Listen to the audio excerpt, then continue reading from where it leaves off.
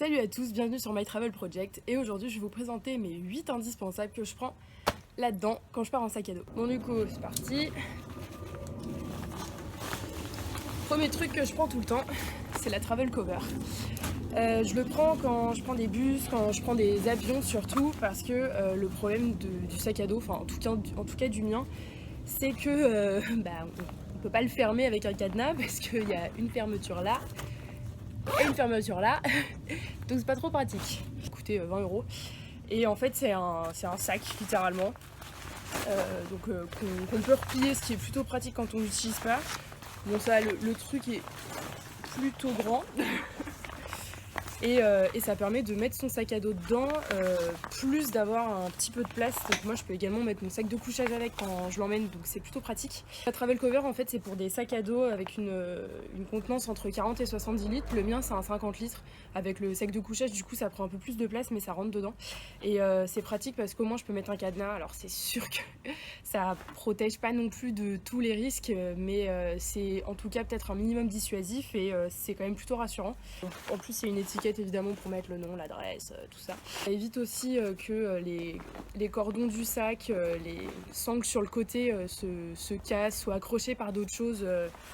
Surtout dans les avions et les soutes de bus où en général c'est pas manipulé avec douceur. Le seul inconvénient à la limite c'est que quand il est replié, même s'il est bien plus petit, ça prend quand même un petit peu de place. Donc moi ce que je fais c'est que je l'accroche au niveau des sangles de l'extérieur du sac. Avec le cordon de la fermeture éclair, je le passe dedans et je ferme le sac comme ça. Bon, il pend à l'extérieur, mais au moins il prend pas de place à l'intérieur à la place de mes affaires. Donc voilà, c'était mon premier indispensable. Depuis que je l'ai, ça doit faire 1 an et demi, je l'utilise tout le temps. Donc c'est vraiment un truc que je recommande. La suite. Alors ça, bon, je l'ai pas plié. La serviette microfibre. Ça, c'est un gain de place, mais c'est la vie. Ça me sert de serviette de bain, serviette de plage. Bon, je la lave entre les deux, hein, on s'entend. C'est hyper fin, ça sèche quand même plutôt rapidement. Donc voilà, c'est Decathlon aussi, je crois que c'était 10 €. Hyper pratique quand j'ai froid aussi dans le bus, que j'ai pas franchement un pull à proximité. J'ai pas envie de déballer tout mon sac parce qu'évidemment le pull est au fond, parce que quand tu cherches quelque chose, c'est toujours au fond de ton sac, ça peut jamais être au-dessus. Du coup je prends ça, tu le roules en sushi et c'est quand même, je trouve, bien plus pratique qu'une serviette de bain ou qu'une serviette de plage où en général tu prends quand même les deux. Là t'as tout en un, donc voilà. Très cool. Après on va passer aux petites choses là. Alors aussi quand je pars en voyage, ce que j'aime bien, et ce qui est quand même hyper utile, c'est les adaptateurs. Tout dépend du pays, mais en général, moi ce que j'essaye de faire, c'est soit de prendre un adaptateur et après de brancher sur mon ordinateur quand j'ai besoin de charger le portable, l'appareil photo, la GoPro, tout ça. Sinon, je prends mes chargeurs français et à côté, je prends une prise du pays en question. Donc, pas une prise de tous les pays non plus, mais en général, j'essaye de prendre au moins une prise anglaise, américaine. Donc les prises comme ça, qui sont quand même plutôt petites et c'est quand même plus pratique que de se trimballer ça, où là, t'en as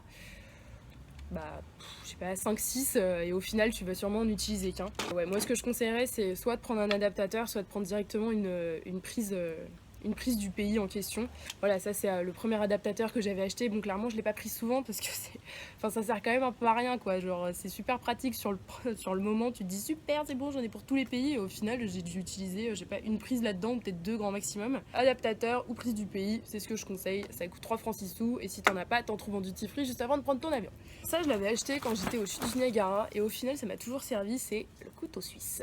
C'est hyper pratique, je trouve, de manière générale, ça te sauve toujours en fait, que ça soit pour faire office de tournevis plat, parce que t'en as pas sous la main pour ouvrir ta bouteille de vin, ta bière, enfin ça sert toujours quoi.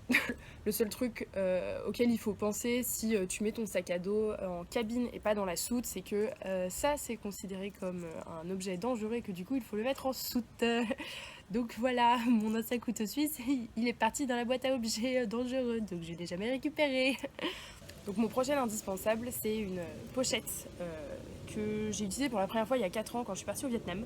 C'est une pochette secrète en fait qui s'accroche à la ceinture et qu'ensuite on rentre à l'intérieur du pantalon. Et dedans je mettais toujours, alors pas le passeport mais je mettais une photocopie de mon passeport, carte bleue au cas où, et si j'avais suffisamment de liquide je prenais pas la carte bleue, je mettais seulement du liquide. Et pour être sûre au cas où, je mettais toujours un tout petit peu de liquide dans mes poches de jeans, de shorts, de trucs, et le reste je le mettais dans cette pochette. Après on la rentre dans le pantalon et alors là au moins pour se faire voler on peut y aller. Alors ça, la lampe dynamo, je l'ai toujours amenée en voyage. Je crois que je l'ai utilisé 2 fois, mais alors les 2 fois où je l'ai utilisé, ça m'a bien servi. Bon, lampe dynamo, hein, je vais pas vous expliquer. Tu l'allumes, tu bouges, ça fait de la lumière, voilà. Je peux te dire que quand t'es au fin fond du Mont Dolkiri et que t'as plus de batterie sur ton portable, que t'as pas de flash et qu'il n'y a pas de lumière, et ben ça tu te dis heureusement que je l'ai acheté. C'est pas le truc le plus indispensable, mais le peu de fois où je l'ai utilisé, et ben j'étais quand même bien contente de l'avoir.